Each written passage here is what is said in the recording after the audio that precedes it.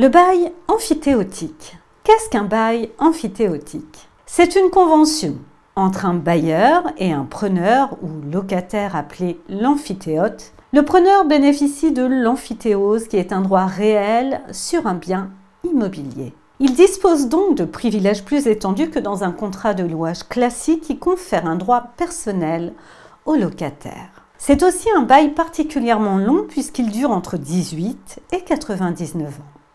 Il est encadré par les dispositions des articles L 451-1 et les suivants du Code rural et de la pêche maritime. Le preneur a la possibilité de construire sur le terrain et de proposer les immeubles construits à la location. La vente de son droit au bail est aussi permise. Mais attention, tous ces changements ne doivent pas faire diminuer la valeur de l'immeuble. En contrepartie de ces privilèges, le preneur va devoir effectuer tous les travaux mentionnés dans le contrat et procéder au paiement des charges de l'immeuble loué. Le bailleur deviendra propriétaire des ouvrages construits par le preneur à la fin du bail. C'est pourquoi, en contrepartie du bail amphithéotique, le preneur verse une redevance moins importante que le montant du loyer d'un bail commercial. Mais il est toujours possible de prévoir que le preneur soit aussi indemnisé pour les constructions à l'issue du contrat. Dans quel cas doit-on appliquer le statut des baux commerciaux au bail amphithéotique? D'après l'article L 145-3 du Code de commerce, les règles des baux commerciaux s'appliquent aux baux amphithéotiques en ce qui concerne la révision du loyer. Citons quelques décisions contraires de la jurisprudence en cette matière. Depuis des décisions de 2014 et 2016, la Cour de cassation considère que le bailleur ne peut pas demander à réviser la redevance d'un bail amphithéotique pour la fixer à la valeur locative. Pourquoi? Parce que, dans le bail amphithéotique, la contrepartie du droit accordé au preneur sur l'immeuble n'est pas le versement d'un loyer. En compensation des privilèges du preneur, son bail ne sera pas renouvelé et le bailleur profitera des travaux réalisés par le preneur. Il deviendra propriétaire des constructions et des améliorations effectuées. N'oublie pas de t'abonner à notre chaîne pour ne manquer aucune. N'oublie pas de t'abonner à notre chaîne pour ne manquer aucune de nos prochaines vidéos. Et surtout, pense à liker si le contenu te plaît. Avant ces arrêts, il était permis de réviser la redevance au bail amphithéotique en appliquant les règles des baux commerciaux sous certaines conditions. Quelles sont les caractéristiques d'un bail amphithéotique? Les juges prennent en compte un ensemble de critères pour déterminer s'il y a amphithéose. Par exemple, un bail particulièrement long ou certaines libertés accordées au preneur comme le fait de pouvoir librement céder son droit au bail, etc. En l'absence d'amphithéose, la convention est requalifiée en bail classique et les clauses qu'elle contient sont maintenues. En cas de requalification en bail classique, le statut des baux commerciaux va s'appliquer au preneur qui détient un fonds de commerce exploité au sein du bien loué. La conséquence, c'est qu'il pourra donc bénéficier du droit au renouvellement de son bail s'il en remplit les conditions.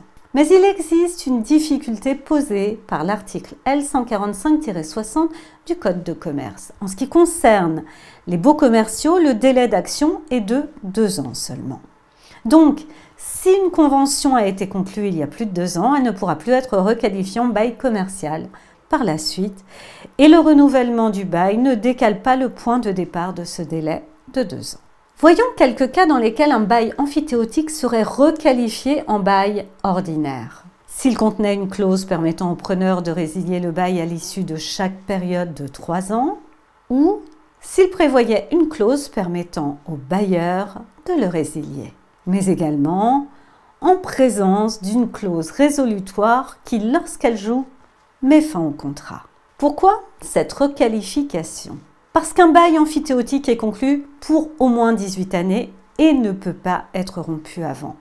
De même, il y aura requalification en présence d'une clause prévoyant que le preneur serait solidairement responsable avec la personne à qui il cède son droit au bail, le cessionnaire. Voyons la jurisprudence sur ces questions de requalification.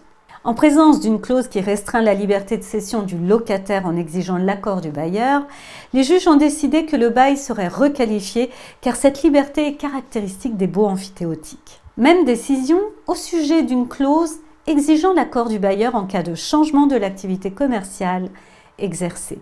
Mais dans le cadre d'un bail à construction, c'est la nullité des clauses contraires à la liberté de cession qui a été retenue plutôt que la requalification. Il n'y a pas d'amphithéose lorsque le bail prévoit notamment des restrictions à la liberté de construire, d'exercer d'autres activités commerciales, de céder le bail ou de le sous-louer. Même si le bail semble remplir toutes les conditions, il ne peut être qualifié de bail amphithéotique lorsqu'une clause restreint l'affectation des terrains loués à un seul usage possible.